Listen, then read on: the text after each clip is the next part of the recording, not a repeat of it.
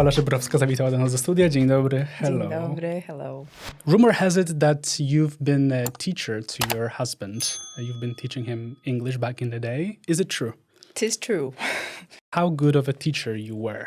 We had conversational English. Right. So me teaching English was not grammar, and it was not particular vocabulary or past present tense. I still don't know these. But we just had to, we were supposed to talk and I guess kind of, kind of make him comfortable to speak the language and just converse about whatever was interesting. How good of a student he was? Perhaps that's the question I should ask. No, he was a good student. He was a good student because I don't know if we can define a good student. I don't know if you can define a good teacher in that sense either. But we had conversations and we actually spoke English, which I think was the essence of the whole thing. So he was talking a lot. And I don't know, I never thought I never thought his English was bad at all. So, I think it's just like everyone. He just wanted to, reconfirm if he could say certain things the certain way, I wish I could ask him now about your teaching methods. Can we call him? You can call him. That would be really... Actually? Let's do it. Let's call Michał and see what he has to say. Here, you ask him, yeah? All right. I'm going to put on speaker. Tak, halo. Dzień dobry, Michał, cześć, Damian z tej Dzień strony. dobry, cześć, dzień dobry. Mam takie pytanie do ciebie, ponieważ chciałbym się dowiedzieć, jaką nauczycielką była Ola języka angielskiego back in the day. Piękną i mądrą. Przede wszystkim bardzo długie nasze lekcje trwały tak od 6 do 8 godzin średnio. 6 do 7 godzin, 8 godzin. Co wy tam robiliście? Tak, czasami nawet dłużej. Generalnie ja przychodziłem bardzo elegancko ubrany na te lekcje, czasami nawet w garniturze. I tak średnio co godzinę pytałem się mojej przyszłej żony, która wtedy była narzeczoną i nie była zainteresowana moimi umizgami. Pytałem się tak co godzinę jej, dlaczego ona nic nie mówi, dlaczego ja tak peroruję i opowiadam tu o wszystkim jej po angielsku, który wtedy tak średnio znałem. I czy dobrze, czy poprawnie mówię, czy mogę tak mówić? I ona za każdym razem odpowiadała, tak możesz tak mówić. No i tak to trwało przez dobre 3 miesiące. No tak Best teacher ever. Best teacher ever. Ola tutaj szepcze mi do ucha. To zostaniemy na tym. Dziękuję ci bardzo w takim razie. Aha, czyli już koniec. No dobra, to miłej rozmowy. Czekam na ciebie, kochanie, w domu. Pa. I like the answer. There you go. There we go. At least it's honest. The word teacher, right, is not just the job title, in my opinion, right? Like we, throughout our lives, at the end of the day, I feel like we're just teachers to our kids, to our partners, to ourselves. Also, we teach ourselves things, how to let go, how to make a certain decision. And I want to know what's something life has taught you recently, or something you had to teach yourself? What life taught me recently? How recent? How far do we go? You do whatever you want to do with it. I feel like life taught me a lot of lessons, and I feel like I have this is something that happens on a daily basis, yeah. And it's whether at home or at work. It's anything we do, anything that's new that we do, that's, there's always a lesson coming out of there. So if I were to give you an example of recent, I think the most recent example of something that I actually felt I learned was related to my work. And it was related to doing something I have completely no experience in. Which is? Which is negotiations and being, trying to be someone who should be very cold in negotiations and someone who should be, going for what, or doing it in a particular way that is recommended in that area of business. And I think for me, the lesson was that you really don't have to do it in a way that is that is usually in a way in which it is usually done. So if you stay true to yourself and kind of to your values, you can achieve a lot more than if you try to fake it and do it in a way that, you know, most people would be doing it. Force yourself to do something against your will. And I think this was a huge lesson for me because I'm also, you know, I'm a self-taught entrepreneur. So there's a lot of the stuff that I do, and I'm a perfectionist in a lot of the areas that I do work in. So I do have a lot of stress in trying to, you know, do it in the right way or the way that's, you know, expected to be done. And so when I enter the new areas, you know, we started off with pregnancy stuff. Now we're doing drinks, you know, non-alcoholic drinks and stuff. So there's areas that I have no experience in whatsoever. Right. So there is that little stress of how this should be done and how everything is expected to be done. But then I realized that when you do those things in a way that your intuition kind of tells you, gut feeling, right? Yeah, it comes out a lot better. Partnerem podcastu jest Tutlo, szkoła angielskiego online, która tak jak ja pomaga przełamywać bariery w mówieniu. Ola, I always look for an expression that describes my guest, a word or expression. I think with you, correct me if I'm wrong, it's multi-dimensional. Because you embody many roles, right? A mother, which is, I think, the most crucial and the most important for you, but also businesswoman. And this is what we're going to be talking about today, among other things. And with that combination, you constantly need to think outside the box. You need to adapt soft skills, as you said, right? You do something that's unknown. Yeah. You have to figure out your way around it. And when you asked me what I would like to talk to you today, I said changes. And you were surprised. Yeah. You told me you'd never really looked at things that way. But I truly believe that businesswoman or businessman, it doesn't really matter. It doesn't play a role here. That changes are inevitable, you know? And when you have 4 kids, this only adds up to the equation, right? This amplifies the changes. So I want to know, have I changed your mind when it comes to the idea of change? Being present in your life? Do you notice it, that you have experienced changes? How do you see change in your life? Yeah, it's true. When you told me that you wanted to talk about change, first thing I thought about was my life is so, nothing changes in my life. It's so, it's very intense, but I wouldn't define myself through change. So it did get me thinking. And it's true that once I thought about it, basically change is a huge part of my life. From early, you know, years as a child, and there's been a lot of changes related to where we lived and what we did. And then into you know, changing into being a woman, then changing into being a mother, which is a huge change. I think it's even bigger in the with the first child, because you actually switch from being. A potem w sali porodowej okazuje się, że oprócz dziecka na świat przyszła też nowa mama. Exactly. Your words. Exactly. Right? It was a huge change for me. A very unexpected one. In a sense, well, I did expect to be a mother because I was pregnant for 9 months, but unexpected in a way that it brought a lot of different kinds of changes and different kinds of I think just a bunch of different responsibilities that I didn't associate with being a mother for some reason. So that was definitely one of the biggest changes in my life. With every child, it's a little bit smaller. Every kid is different. This is also something that we laugh about. It's kind of like you feel like, you know, you have the first baby and you're kind of like already handling it, managing it, you know, what works, what doesn't. Then comes a second child and just nothing works. It's just, you know, everybody's a little different. It's a different baby and different set of rules that you need to put into. But that was definitely one of the biggest changes in my life. I think another one was exactly when I started my own company, and that was a huge change from the shifting the focus on family and kids onto a responsibility of a completely different area. That I really needed and I really longed for. So this was something that was definitely a good change for me.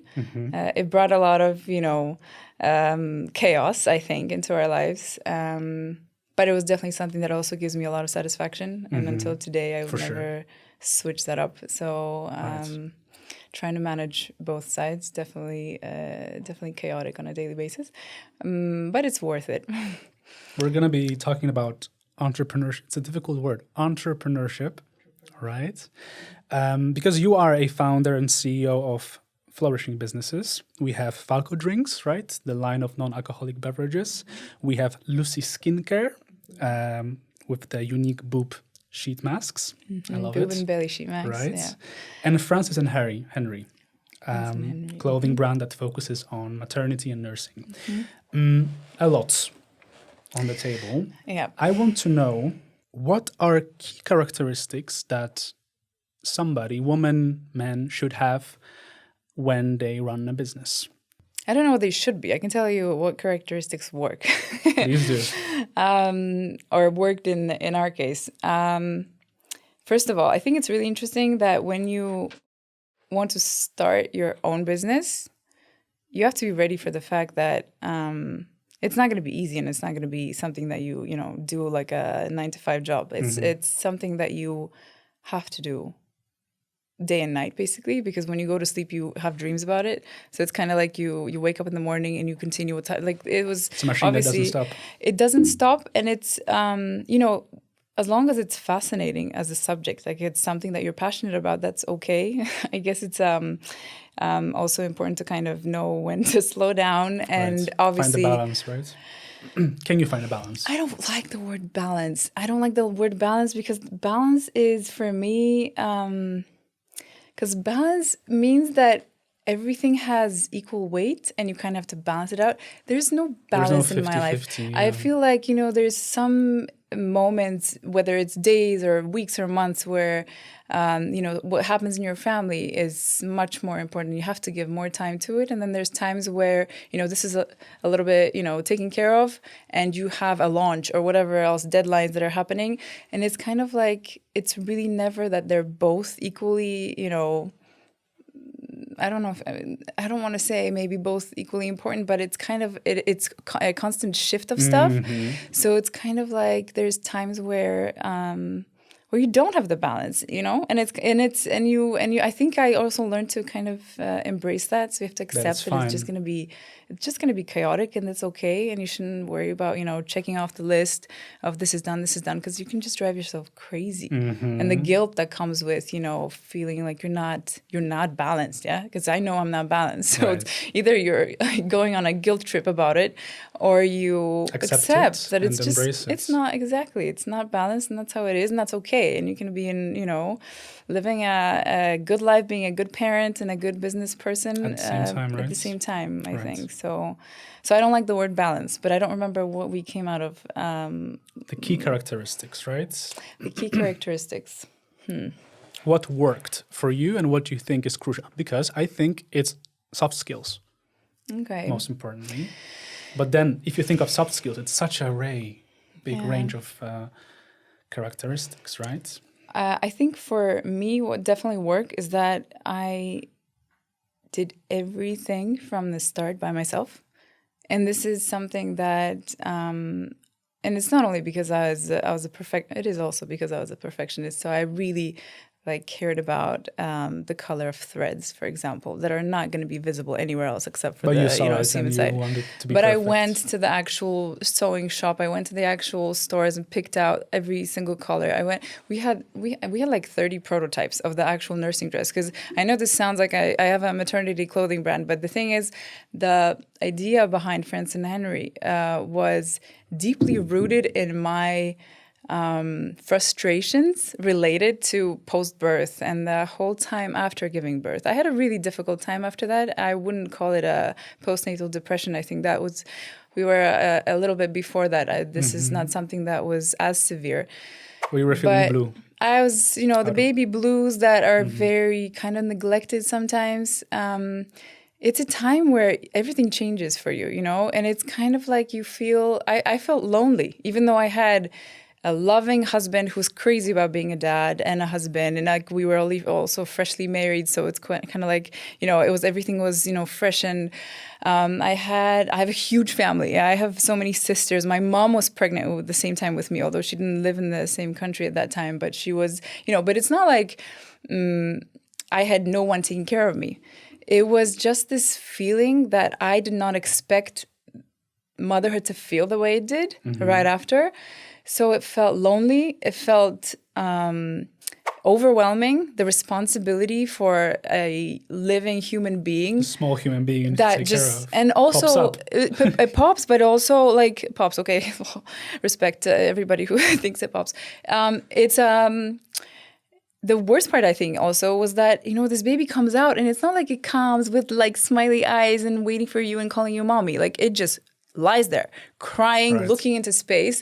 You have no I had no connection with the baby in the very beginning. You know, it was kind of like it was just this thing that was given to me. All of a sudden, I can't do what I was doing before. I have to stay home because I want to stay home because I love the baby. Like it was, you know, a whole mix of emotions and this guilt of at the same time wanting back the you that you were before, but also really wanting to be the mom and to cherish this relationship that is being born between you two.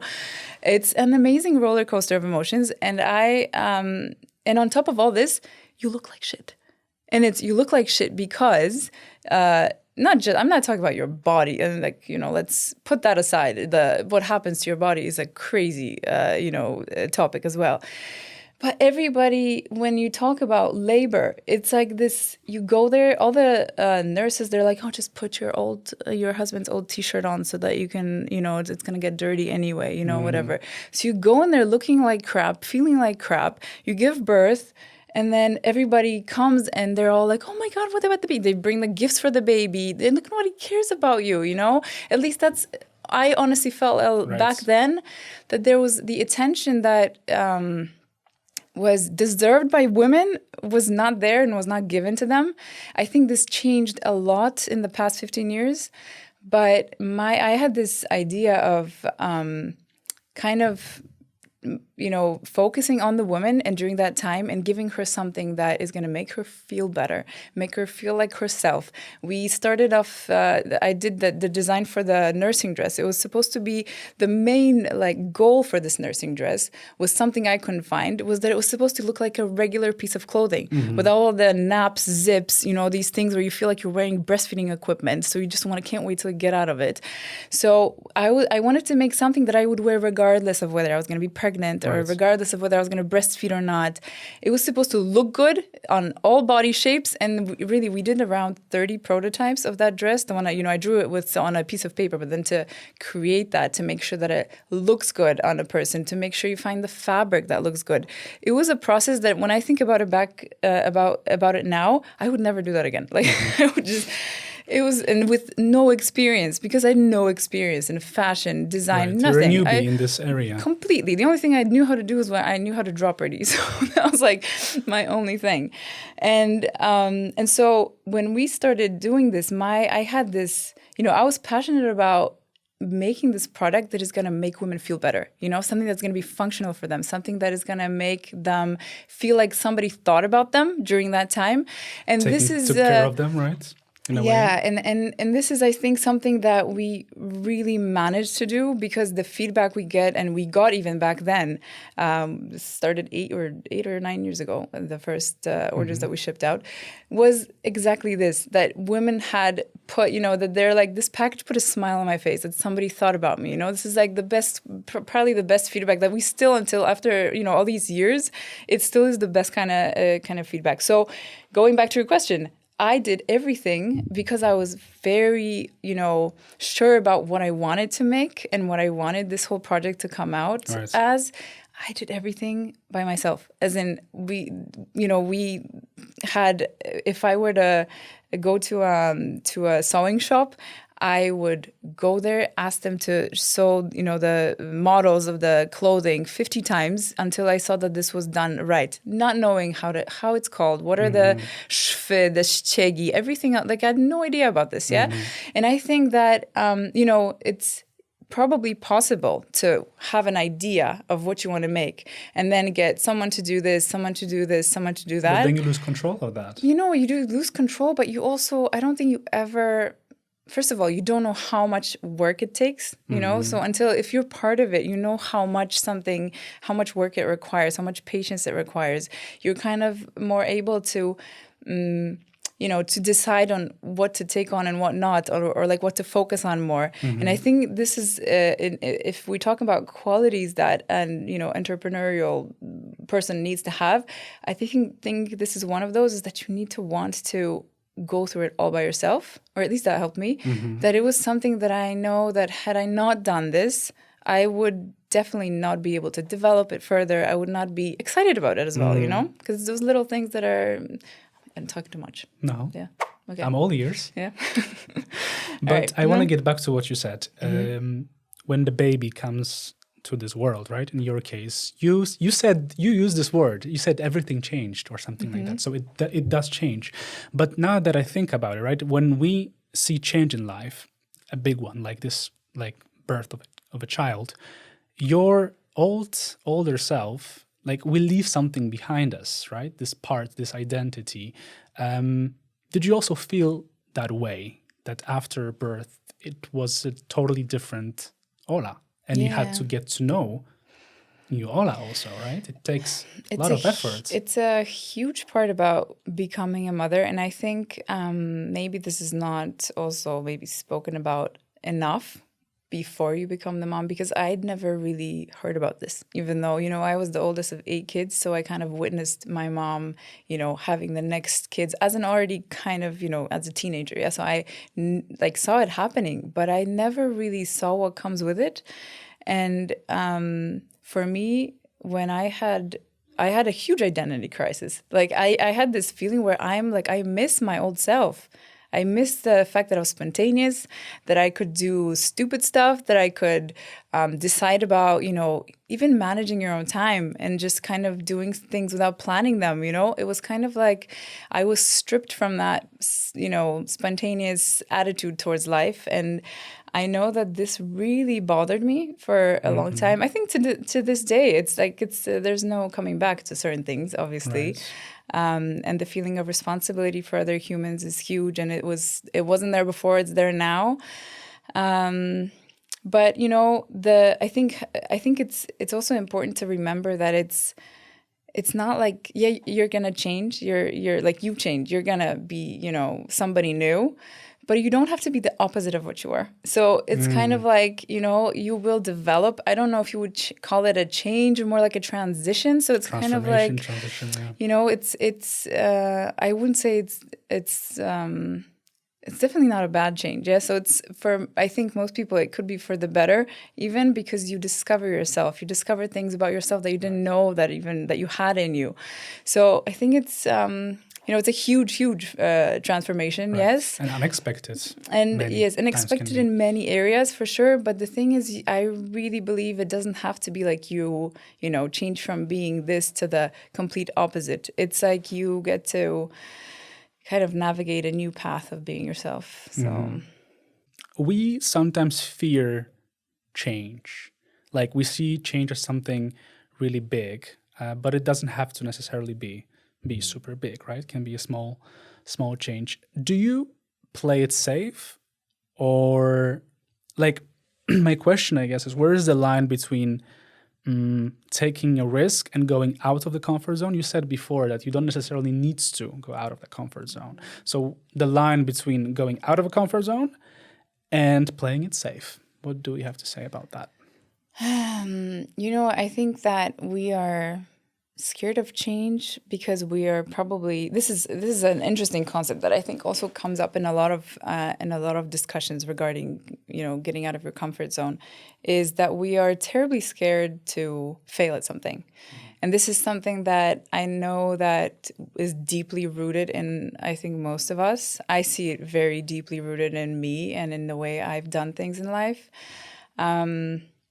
I don't know if getting out of your comfort zone it's really important. I don't know if I got my point across, because I didn't mean getting out of your comfort zone it's not about comfort zone. I meant more like sticking to your values instead of trying to be someone that you're not just because it feels like it fits. Somebody told you to do it. But yeah, I think change comes with risk, and our fear of failing is a huge part of us deciding of the decision of whether to take that risk or not. But let me then ask you a follow-up question. Why are we afraid of failure? I thought about this for a while, and because it's a fascinating topic. It's fascinating for me because I've heard of a lot of ways on how to deal with that and how to help your kids deal with that, which I think is super interesting as well. And I think that the reason we're scared to fail is because we are scared to be embarrassed. We don't want people to pinpoint stuff about us. We are scared of being judged. Of what other people are going to say. And what are other people going to say about us? And this is a, never-ending story. Yeah, like it's just something that is in a lot of us. I think most of us probably. But it's worth working on that. And I think this is something, and it can be worked on. This is a cool part, is that it's not something that you cannot get rid of in life. And I would dare to say that the more you fail, the easier it gets in, obviously a certain spectrum of failure. It's a failure. It's not, but if we're talking about getting out of your comfort zone or failing at stuff, decision making and failing at stuff that are related to your business or to your families, whatever projects, stuff that you do, personal or business related, then the more you experience failure, right, the easier it is or at least you get this trigger to kind of, work on it and try to not worry about it so much. It's good to fail. Sorry to interrupt. It's good to fail because then just the thought came up to my mind is how to also act when another obstacle comes up, right? And you know what steps to take, more or less. I mean, obviously, each situation is different, but you have a better understanding also of who you are because you learn about yourself a lot. Continue. I was going to say that I'm a terrible example of this because in a sense that I remember, for example, when I was starting Franz and Henry, I was, because of how much, work and heart and time I put into this, I was completely not ready to receive any sort of criticism. As in, I was so scared that this is not going to work out. And also because I was inexperienced, because I based a lot of stuff on my intuition rather than, I didn't have a proper business plan written up. I didn't have people who were professionals, except for the lady Tereska Seda who helped me actually make the design. Yeah, because I obviously, it's not like I sewed it up myself, not knowing how to sew. You had the idea and you went for it. Basically. I had the idea, but you know what I did? I was so petrified of failing and so petrified of the fact that it's not going to work out and that I will be the, object of hatred. And I guess it also relates to the fact that, I'm married to a celebrity, which was, instead of being an atut in that sense, it was something that made me even more scared because I couldn't be anonymous about it. Mm-hmm. So in my head, I was like, if this is we're going to make this product, we're going to release it, and then people are going to be like, and I put so much time and so much heart into it and believing in the, right. And the fact that it should be something special. So I told my sisters, for example, I decided to do this without telling anyone that I'm doing it. This is the extent to which I was so scared of failing, is that I, for example, told my sisters they're not allowed to even follow or like any of the posts of the Franz and Henry Instagram account and Facebook account, because that was still a thing then, because I wanted to give the product a chance without, taking the blame for it in case it doesn't work out. Horrible, yeah? It's a terrible example. Don't take that example if anybody's listening to this. It's, but this I guess shows how much it mattered to me that I don't want to fail, or how scared I was of something not working out, is that I wanted to do it anonymously. I got in touch with influencers in Australia, the United States, anywhere, the further the better, just to make sure that I can give that little chance, without anonymously, just to kind of see if it's going to fail. It's going to, it's not me. And so that was, it was a huge part of I just know for myself that I definitely cared about it a lot. I think I care about it less now, as in I know that I failed a lot of things, and I know that some things don't work out the way they should, and I know that the world doesn't end when it doesn't work out, and I think it's important to train that in you. I try to train my kids. I heard of this awesome method to ask your kids so what did you fail at recently? This was a really cool method that I heard of from other coaches and people that talk about failure. And this is something I've tried doing with my family, with my kids. And the reasoning behind it is that if you ask your kid what they failed at and they admit it and they say it and you're like, awesome, that means you tried something new, you know? It's kind of like you don't leave this as a subject that is kind of not spoken about. Right. So it You makes them discuss kind it. of excited about the fact that they tried something new. So yeah, failed, whatever, it worked out, didn't work out, but it means that they actually did something new. And I think this is a really cool concept that that maybe if we, you know, we were taught from when we were little, it would make it easier a little bit when we're grown-ups. Yeah, let's touch upon that now, because I think the dialogue that we have with our kids eventually turns into monologue you have with yourself. The way you speak, the words you use, the connotation of these words. You already touched upon that, but I want to delve a bit deeper. How do you talk to your children about such stuff? Well, maybe not about running business yet, or maybe you do, but because I think it has a tremendous impact.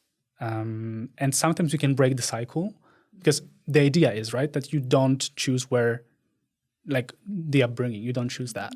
You're just born, and then, well, this is your dad, this is your mom, or this is your dad and dad, this is your mom and mom.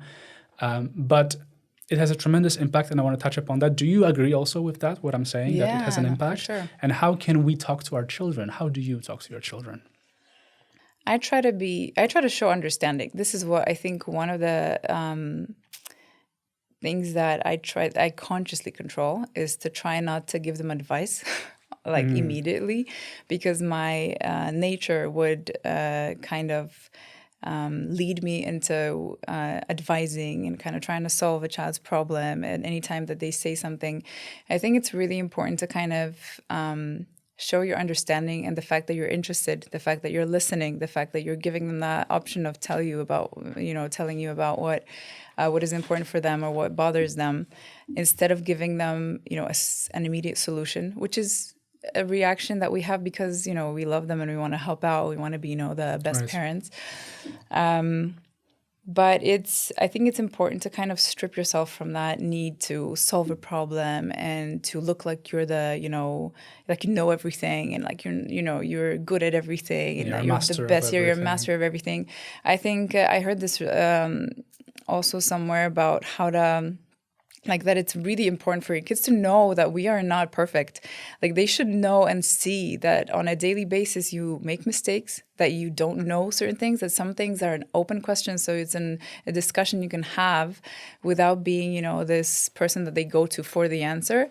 And it's really cool, I think, to try to make sure that your kids see you as a human being, not as some, you know, God that doesn't make any mistakes. So, but I think that takes a lot of maturity to realize that, because sometimes we project stuff on our kids. I give you an example. I mean, obviously, right? Like, there's some goal you have not achieved, and you really wish your child did that, you know, became that person, did that project, like do that specific type of job, whatever. So we do project, I believe, I'm not a dad, but this is my understanding and the talks I've had before, we project our needs onto our kids.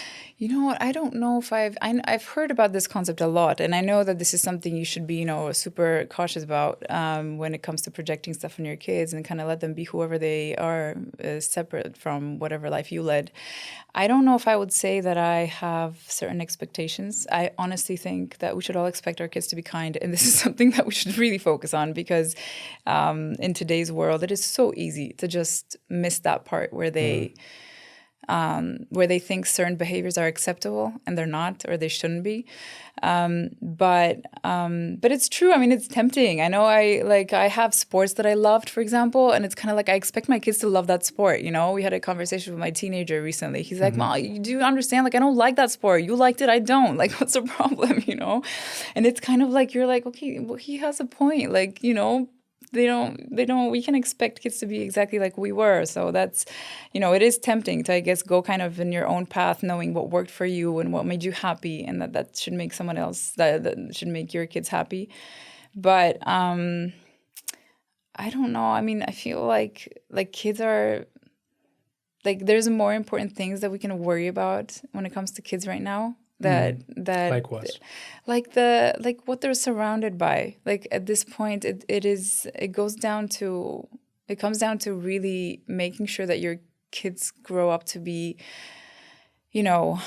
kind human beings who are tolerant, who are accepting of others, who are forgiving, and who can be strong but be vulnerable at the same time. Build this empathy, right? And and be empathetic. And I think this is something that should be taught in schools. It's honestly it's a huge, I think, thing, given their access to internet, to social media, Which is not regulated. which is not regulated, but also where they are bombarded with a lot of good stuff as well, I presume.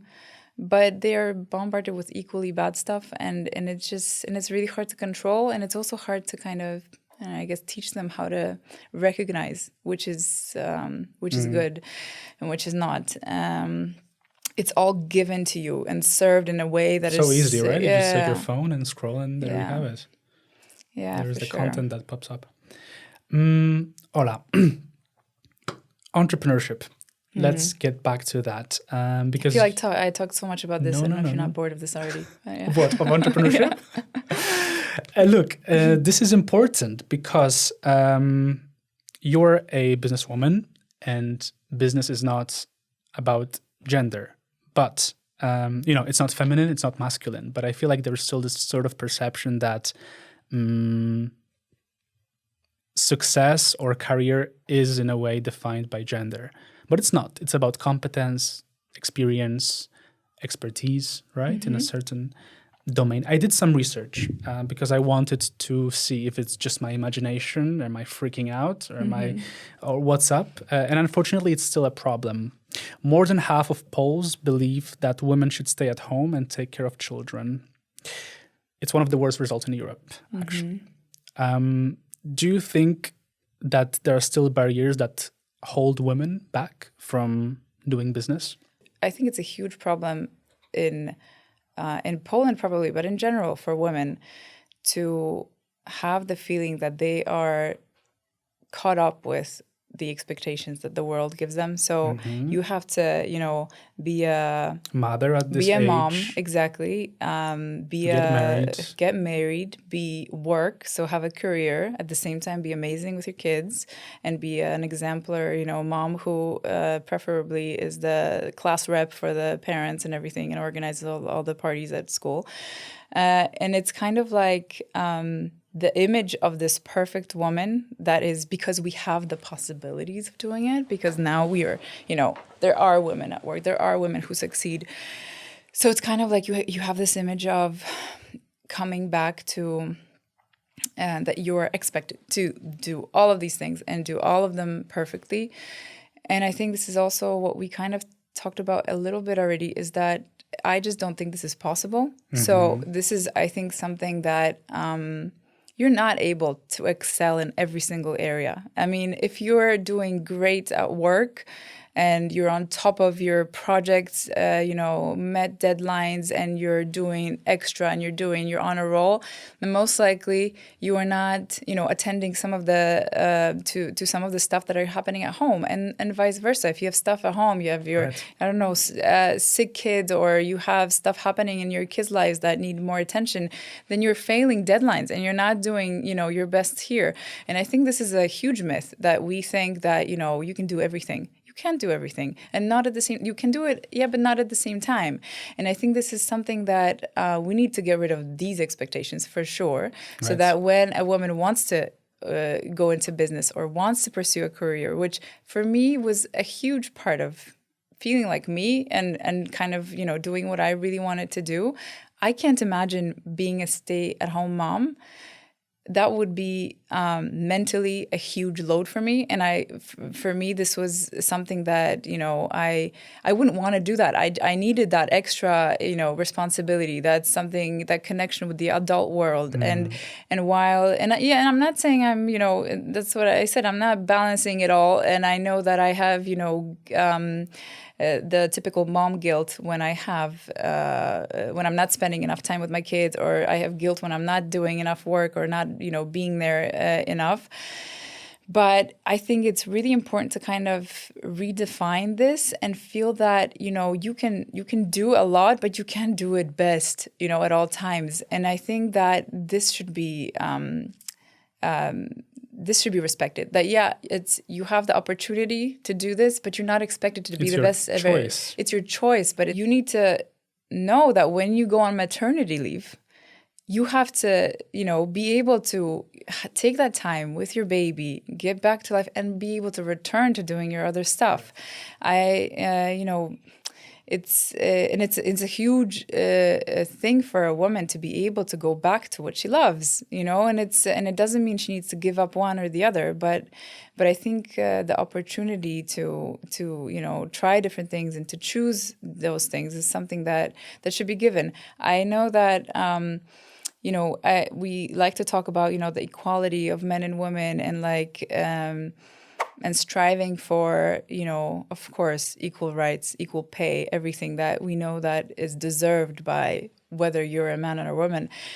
But there is I feel that women are, they are, the expectations they are given are a little bit, I would say, higher than for men. Yeah.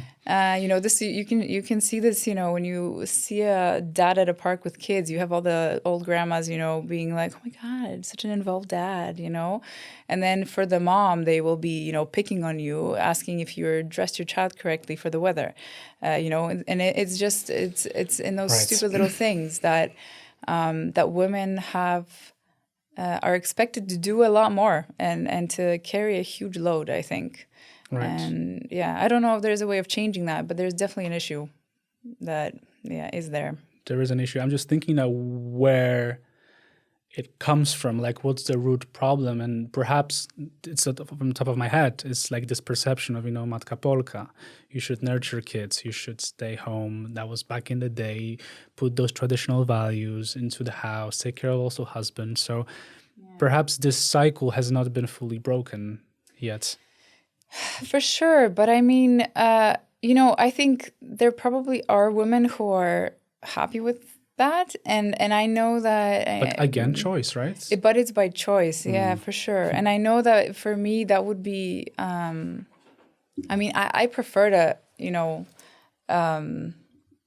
I don't know, I wouldn't be able to, for me, if I have a week of sitting at home because the kids are sick, they can go to school, and I can't do, my job, and I'm, handling, as somebody said that the level of cortisol, I think, in a woman is so much higher when they're taking care of kids at home than a proper CEO at a big company, because it is so stressful. There's so, I feel like for me, if I get out of the house, I miss my kids, I come back and I'm like ready to lie down on the floor, make a fake bonfire on the, living room floor and pretend and lie around with them. I can't do that 24/7. Like, you're not able to find that energy in you.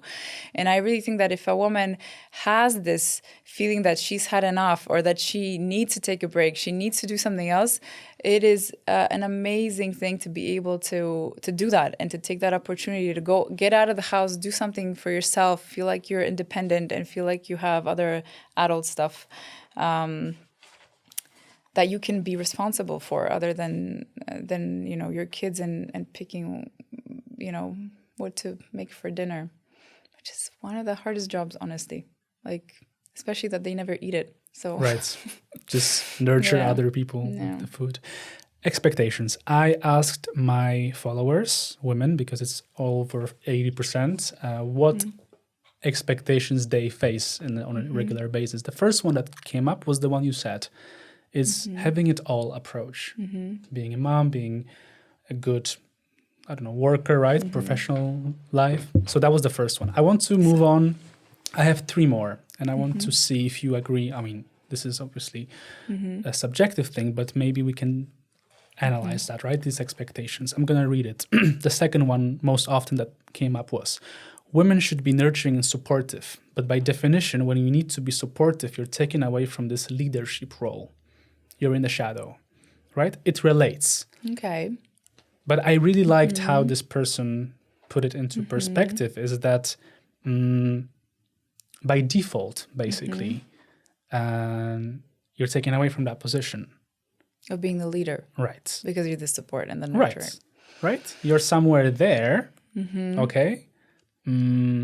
Yeah. But by definition, I agree with that. I think it's for sure for a lot of us, it is kind of like we feel like we are the addition, you know. But I'm trying to think of.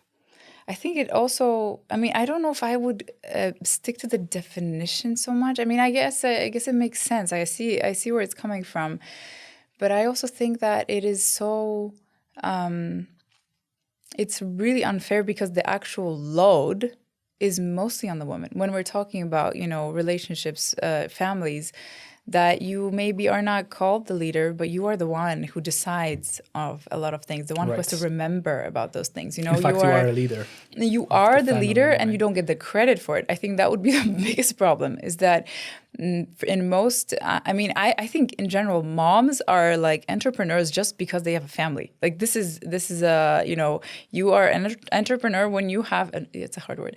You are an entrepreneur when you have to manage the kids, the meals, the, you know, doctor visits, everything else that comes with being a mom. The budget, right? The budget, everything that happens around a family is, I think a lot of times this is on the woman. And this is, and so she is the leader. She's just not called it. I think that would be. She doesn't get credit for that. She doesn't get credit for it. So I think that would be probably the most annoying part about it, is that, you know, that she's, and I know that a lot of times we feel like, you know, we're, it's kind of like when you even ask for help, or you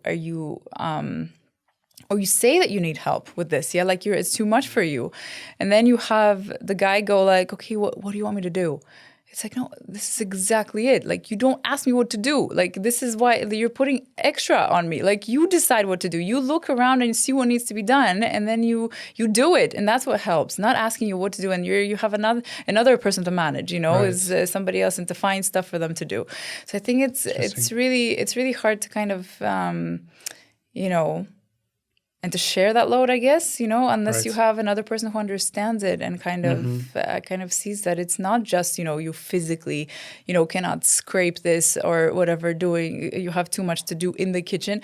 No, it's like you are managing too much, you know. You need somebody else to take responsibility, somebody you can trust that they're going to do some of the stuff for you. And this is probably completely not answering the question anymore, but it does indeed. The third one. And this is related to work, right? That the woman needs to constantly prove themselves. What do we have to say about that? I don't know if it's work. I think in general, we feel like we need to prove ourselves. And I think like this relates back to everything that we talked about related to, you know, the myth of having it all and also doing it all, right, and doing it perfectly, and the fear of failing at some areas because you are expected to do right. it well. So I think this is probably, definitely a given. And the last one. There's more. The last one. To look a certain way. For example, when a woman wears bold or unconventional clothing, she might be criticized for not looking professional or appropriate. Even if her ideas are excellent, right? It's kind of overshadowed by the look. Do you have anything to say about that? Well, for sure. I mean, I also think this applies to men in a lot of areas. I mean, maybe that's why they all wear suits to work, because they want to look professional. No, I think honestly, there's, you know, obviously a way of, we want to look a certain way, due to our whatever, we're, you know, want to be treated seriously and whatever. And I think that applies to both men and women. But I think the thing that women do have, like a huge expectation towards them, is to the way they should look constantly. So they should not change. They should look good regardless of whether they are young or whether they are old, or whether they had kids, or whether they're tired, whether they're a mom or they work. They are expected to look good. You know, they look like they're taken care of, that they, you know, have their nails done, that they have their face done, that they have their odrosty done. And, you know, I think this is something that we have as an additional expectation. On top of everything else. That possibly men don't have to that extent. If we're comparing women and men, I don't know if we're intended to do that, but it's, but definitely that we have this, you know, thing in the back of our heads that we have to, on top of, knowing the answers to everything, we also have to worry about the way we're perceived by others. Right. Wrapping up slowly, what we discussed today, it has a meaning, it has a name, the glass ceiling, right? So this invisible line, it's a metaphor, obviously, invisible line that prevents women from climbing up the professional ladder. This is an open question, and I don't have specific answers for that. But what can be done, you think, to break this glass ceiling? I feel closely related to women who are also mothers who experience this. I think the level of expectations related to them being and excelling at work and at home at the same time. And I think that you should give those women more credit, and you should give them more chances, because those women are, they are super hardworking just being at home. They know how to multitask. They know how to handle things. They are not necessarily always able to work at the same hours as everybody else, but they are getting their job done, and they're getting it done well, or even better than people who, potentially come to work always on time and, and sit there from 9 to 5. And I think that we should give women, but focusing on mothers, just more trust in the fact that they can, excel in the areas they are passionate about. I don't know if this is something that we can do as a, in an industry, or as a... Also give them space, right? To discover them, because you might not be fully aware of your passions, but then give them space to just all right. Yeah, but also give them some trust.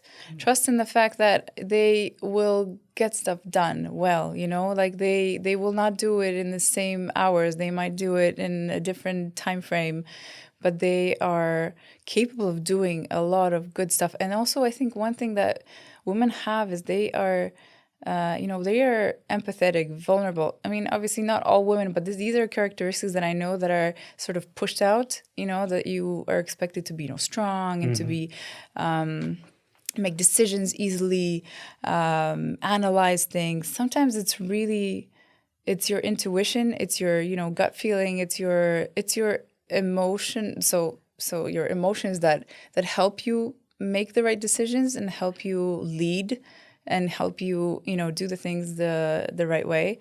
And I think we should give those characteristics a little bit more credit. I like the sound of that. Partnerem podcastu jest Tutlo, szkoła angielskiego online, która tak jak ja pomaga przełamywać bariery w mówieniu. Last question from our sponsor, from Tutlo, szkoła językowa języka angielskiego online w Polsce. Chcą wiedzieć, po angielsku teraz powiem, how would you motivate younger women to learn a language? Because when you're running business, when you're, making new contacts, right? I think this is crucial to know the language, to communicate. How would you motivate young women to do that? How would I motivate? And do you believe it's necessary to know the language?